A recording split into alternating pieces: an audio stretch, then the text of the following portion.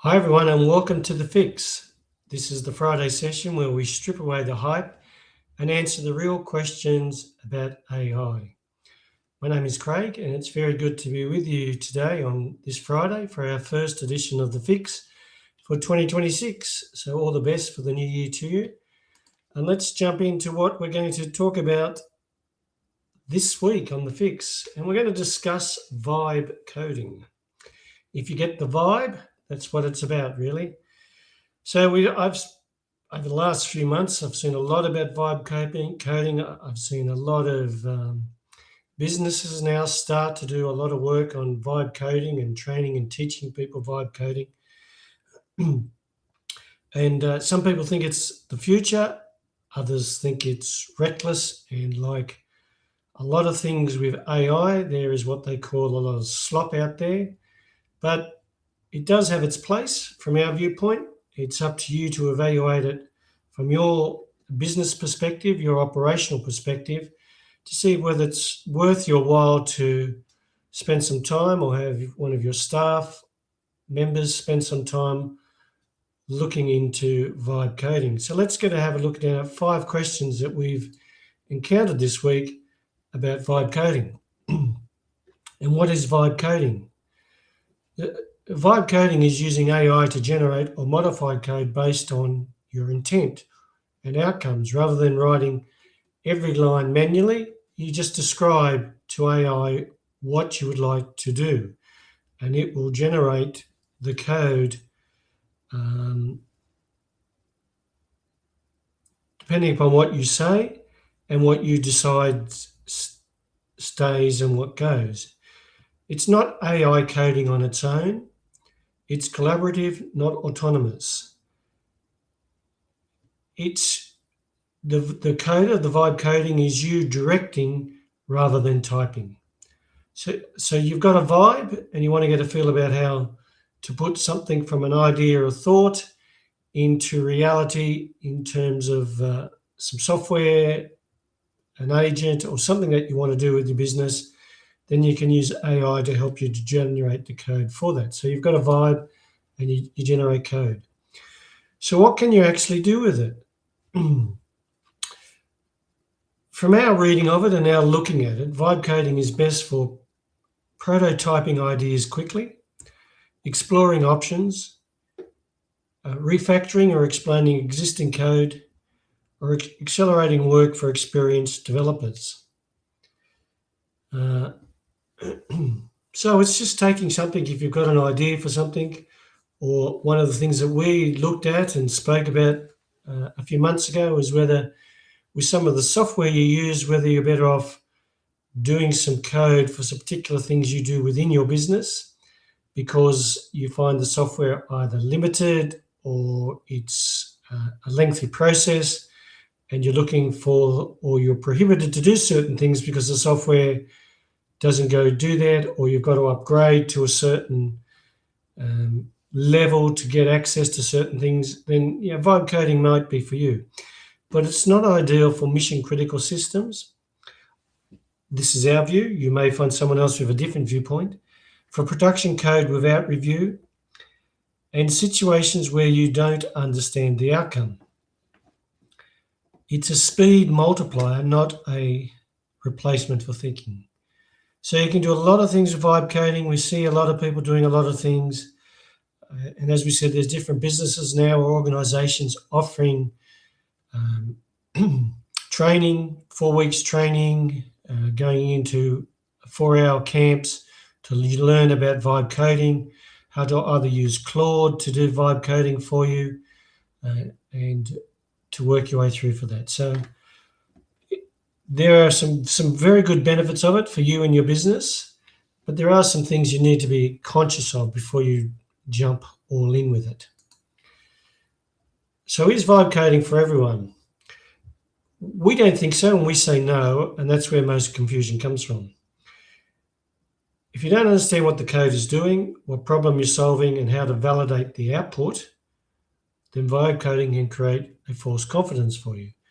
One of the things that I have consistently read and come across is you need to be able to test and really stress test your coding for errors or issues that come up. That is why software people do a lot of beta testing and get people to either trial their software, trial their beta formats, so that they're using it in actual real life, real business situations to find out where the errors are, the mistakes are, where the issues occur, so they can fix that. You need to be able to do that with what you do through vibe coding, because it can create you a false sense of confidence.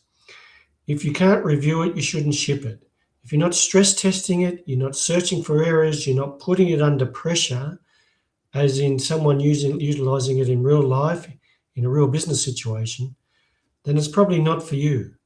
You might decide to do something personal where you want an agent to read certain things for you and come back with you certain things. That may be fine, but if you're looking for something for your business and you want to develop some software for a particular aspect of your business, what we recommend highly is that you make sure you stress test it before you let it all go live. How do I know if I should use it? Well, we say ask yourself one question. Am I using this to think faster, to work faster, or to avoid thinking or working? There are certain foundations and principles for every part of your business, and especially with vibe coding. And coders and developers have worked hard at the processes and principles and foundations and understanding so that they could develop a whole range of different software that's now available, a whole range of different apps that are now available. And the same thing goes with code. If you already know coding, or you are willing to sit down with the experts in vibe coding and learn from them about what you should do, what you shouldn't do, and the best process forward, then it's probably something you should consider looking at. If you can review the outputs, if you're exploring or iterating.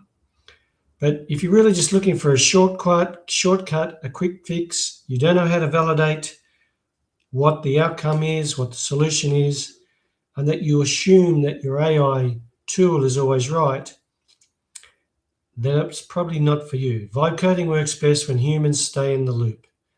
So it's not something you just give to AI, go and do. Like everything, you need to have guardrails and control over what's happening. And the final question we've got on vibe coding from our 5 questions this week is, how does this fit into real businesses? In real businesses, vibe coding is its most valuable behind the scenes, speeding up your internal tools, experiments, or workflows. It should sit inside a system with reviews, testing, and feedback, not to run unchecked. You don't just sit there down with your AI coding tool and say, I want this, and let AI go and do it. Remember, you've got to stress test it, you've got to give it feedback, you've got to follow up, and you've got to make sure that it's integrated into a feedback loop. You just don't let it go willy-nilly out there to do something, then you implement it in your business without stress testing it, right, without evaluating it, getting some feedback, and making sure it's producing the outcomes that you are looking for, not creating more work and more issues for you. So that's what vibe coding is. It's taking a vibe, a thought, an idea, giving it to AI, develop a code to produce you software, an agent, or something to do something for you. But it just really is you developing a thought, an idea, or a vibe. Hence the name vibe coding. But like all AI, its value comes from how well it's integrated into a feedback loop in your business, in your personal situation. You're giving it guardrails and you're making sure you know what the outcomes are, and you're testing it as you go forward. So that's vibe coding from us this week. I hope you have found that interesting. So vibe coding isn't good or bad. It's powerful when used deliberately. Like everything about AI, it's very powerful, but it can be dangerous if it's just used blindly, and it can be dangerous if you don't have some feedback in it. And the real advantage still comes from humans who understand what they're building, what they're creating, and why, and what you're trying to achieve. So we recommend that to sit down, if you want to go into vibe coding, is you spend some time with people who are experts on it, who do it. Check out Every. They're running a boot camp on vibe coding, and they have some top quality vibe coders coming along to explain what you should do, what you shouldn't do, and how to get into it. So look out for those. Do some research, do some investigation into it, read some articles. I mean, AI can provide you a lot of answers, but it's also good for you to start reading and getting feedback and just getting an understanding of what's good, what's bad, what's indifferent about it. But that's us for our first week of the fix for 2026. So maybe this Friday afternoon, you want to spend some time researching a little bit more on the vibe coding, then go right ahead. It's been very good to be back with you again for 2026. We look forward to a very industrious and prosperous year with a lot happening in terms of AI and what you can and cannot do and should be doing with your business. Look out for us next Friday when we have another edition of The Fix, or on Wednesday when we present the AI shift, where we delve a little bit deeper into AI and how to implement it and use it within your business. So until next week, enjoy the rest of the day. Have a wonderful weekend.